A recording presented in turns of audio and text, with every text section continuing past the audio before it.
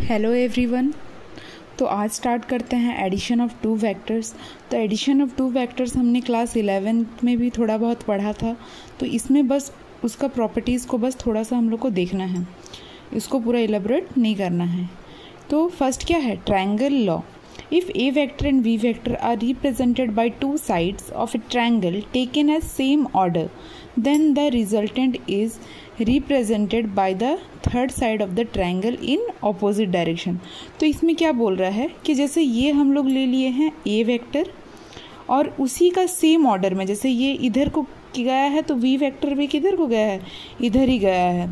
तो to vector जब same direction में हो एक ट्रायंगल का और जो उसका, तो उसका रिजल्टेंट वेक्टर क्या होगा, उसका ऑपोजिट डायरेक्शन में होगा। तो यहाँ पे हम लोग क्या यूज़ कर सकते हैं, ट्रायंगल लॉ। तो रिजल्टेंट वेक्टर क्या हो जाएगा, resultant vector is equal to A vector plus B vector. वैसे ही ये हो गया ट्रायंगल लॉ, और ये हो जाएगा हम लोग का ए वेक्टर और वी वेक्टर के बीच का एंगल थीटा।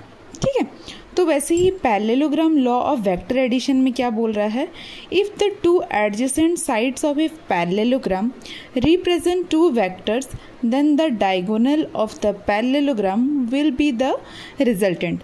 तो इसमें जैसे कि ये हम लोग का ए वेक्टर हो गया है और ये हम लोग का वी वेक्टर हो गया। एडजेसेंट मतलब क्या होता है, जब एक पॉइंट से डिफरेंट टाइप के एरो निकलते हैं। तो ये हम लोग का क्या हो गया, रिजल्टेंट वेक्टर आर वेक्टर।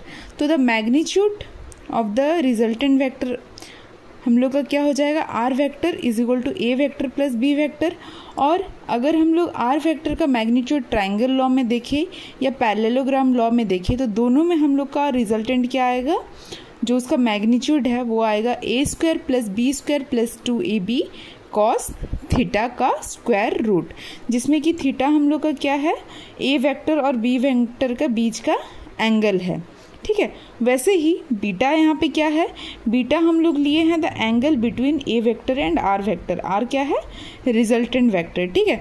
तो हम लोग का टेन बीटा क्या आ जाएगा, B sine theta by A plus B cos theta, जिससे कि हम लोग बीटा का वैल्यू क्या है, tan inverse of B sine theta by A B A plus B cos theta. तो इसमें हम लोग को पूरा डेरिवेशन का कोई नीड नहीं है, हम लोग को बस लॉ और बस ये वाला जो उसका फॉर्मूला है इसको याद करना है, बस इतना ही इसमें। इसके आगे है सब्सट्रैक्शन ऑफ टू वेक्टर।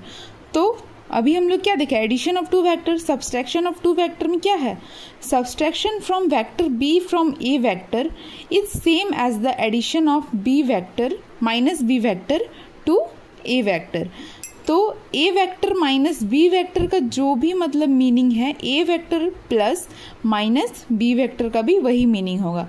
जैसे ये हम लोग का ए वेक्टर हम लोग कंसिडर कर लिए और ये बी वेक्टर कंसिडर कर लिए, तो माइनस मतलब हम लोग पिछले वाले क्लास में ही पढ़े थे कि जो हम लोग का ऑपोजिट या नेगेटिव वेक्टर होता था वो क्या होता था, ऑपोजिट डायरेक्शन में होता था।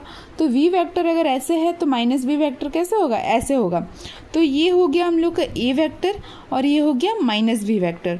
तो ये हम लोग का हो जाएगा resultant vector A vector minus B vector.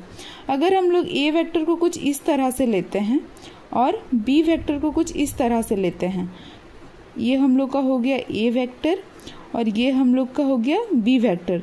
तो रिजल्टेंट वेक्टर क्या होगा, इस डायरेक्शन में होगा, जो कि होगा ए वेक्टर माइनस बी वेक्टर। ठीक है। तो इसका भी वैल्यू कुछ एडिशन की तरह ही निकलेगा, बस यहाँ पे प्लस के साइन की जगह नेगेटिव का साइन हो जाएगा, क्योंकि यहाँ पे अगर हम लोग बी को भी माइनस लेते हैं तो स्क्वायर में क्या हो जाएगा, वो पॉजिटिव हो जाएगा।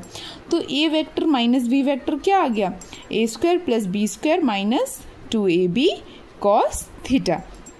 फिर हम लोग का क्या है, प्रॉपर्टीज ऑफ वेक्टर एडिशन। तो ये दो प्रॉपर्टीज को फॉलो करता है। सबसे पहले कम्यूटेटिव लॉ, जिसमें कि अगर हम लोग ए वेक्टर प्लस बी वेक्टर करें या बी वेक्टर प्लस ए वेक्टर करें, हम लोग का वैल्यू क्या होगा, सेम ही होगा। और एसोसिएटिव लॉ, तो एसोसिएटिव लॉ में हम लोग का क्या होता है, अगर हम लोग तीन vector A vector B vector और सी वेक्टर लेते हैं, तो पहले अगर बी वेक्टर और सी वेक्टर को ऐड करके ए वेक्टर के साथ जोड़े या ए वेक्टर और बी वेक्टर को ऐड करके सी के साथ जोड़े, तो दोनों में हम लोग का आंसर क्या आएगा, सेम आएगा। ठीक है। ठीक है। तो उसके बाद हम लोग के पास है पोजीशन वेक्टर। तो पोजीशन वेक्टर क्या होता है हम लोग का 3D स्पेस के लिए। तो 3D स्पेस में हम लोग का कितना क्वाड्रेंट होगा, x, y और z, 3 क्वाड्रेंट्स हम लोग लेंगे। ठीक है। तो इसमें क्या बोल रहा है, it is the vector joining of point P in space to the origin of the coordinate system. तो इसमें हम लोग X Y Z coordinate system लिए हैं, जिसमें कि एक पॉइंट लिए हैं P, जिसका कि वैल्यू क्या है एक्स वाई जेड, जिसको कि हम लोग OP को हम लोग किससे डिनोट कर रहे हैं, R वेक्टर से डिनोट कर रहे हैं। तो R वेक्टर क्या हो जाएगा, इसके लिए हम लोग का यूनिट वेक्टर होता है आई कैप, इसके लिए हो गया जे कैप और इसके लिए हो गया के कैप, जो कि हम लोग लास्ट क्लास ही हम लोग पढ़े थे। तो हम लोग का R वेक्टर क्या आ जाएगा, I cap X plus J cap Y plus K cap Z, जिसमें कि R का मैग्नीट्यूड आ जाएगा root over of X square plus Y square plus Z square. फिर हम लोग देखेंगे rectangular components of a vector in 3D। हम लोग इससे पहले किसके बारे में पढ़े थे, 2D के बारे में पढ़े थे। इस बार हम लोग देखेंगे 3D स्पेस में क्या होता है। तो let a vector makes an angle alpha beta and gamma with X Y Z axis, जिसमें कि हम लोग का I cap J cap and K cap क्या है, यूनिट वेक्टर है रेस्पेक्ट। तो जैसे यहाँ पे हम लोग एक्स वाई जेड कोऑर्डिनेट बना लिए, यहाँ पे हम लोग एक ए वेक्टर ले लिए। तो ये एक्स हो गया, ये वाई हो गया, ये जेड हो गया। तो जो ए वेक्टर है ये इसके साथ अल्फा एंगल बना रहा है, इसके साथ बीटा एंगल बना रहा है और इसके साथ गामा एंगल बना रहा है। ठीक है। तो उसके बाद क्या बोल रहा है, लेट ओ पी हम लोग का ए वेक्टर है, ओ एन है ए एक्स वेक्टर, ओ टी है ए वाई वेक्टर, ओ एस है ए जेड वेक्टर। तो हम लोग को पता है, अभी हम लोग वेक्टर एडिशन में क्या पढ़ के आए कि एक एडजेसेंट से, जो पैरेललोग्राम लॉ में हम लोग पढ़े कि 2 एडजेसेंट साइड से उसका ये क्या होता है, उसका रिजल्टेंट वेक्टर होता है। तो O M plus M P उसका रिजल्टेंट क्या हो जाएगा, O M plus M P उसका रिजल्टेंट हो गया ओ पी। वैसे ही ओ एम और ओ टी उसका रिजल्टेंट भी क्या है, ओ पी। वैसे ही ओ एस और एस एम उसका रिजल्टेंट आ गया हम लोग का ओ एम। ठीक है। वैसे ही ओ एस और ओ एन उसका रिजल्टेंट भी क्या है, ओ एम। तो इन सारे पॉइंट से हम लोग को क्या कंक्लूजन मिला कि जो ओ पी है वो नियरली इक्वल टू किससे है, O S plus O N plus O T. तो इससे हम लोग को क्या पता चला कि ए वेक्टर जो होगा वो होगा ए x vector plus A Y vector plus A Z vector. लेकिन हम लोग को पता है जो ए एक्स वेक्टर है वो क्या है, ए एक्स और आई कैप, क्योंकि ये क्या है एक्स डायरेक्शन में है। और ए वाई वेक्टर क्या हो जाएगा, ए वाई जे कैप। वैसे ही ए जेड वेक्टर क्या हो जाएगा, ए जेड के कैप। तो हम लोग का जो इक्वेशन 3 था वो कैसे बन जाएगा, A vector equal to A X I cap plus A Y J cap plus A Z K cap. ठीक है। जिसमें कि A X A Y A Z हम लोग का रेक्टेंगुलर वेक्टर कंपोनेंट है कार्टेशियन कोऑर्डिनेट सिस्टम के लिए। कार्टेशियन कोऑर्डिनेट सिस्टम क्या हो जाता है, जिसमें एक्स वाई जेड हम लोग कोऑर्डिनेट सिस्टम लेते हैं। ठीक है। तो इसका मैग्नीट्यूड क्या आ जाएगा, ए x square plus A Y square plus A Z square.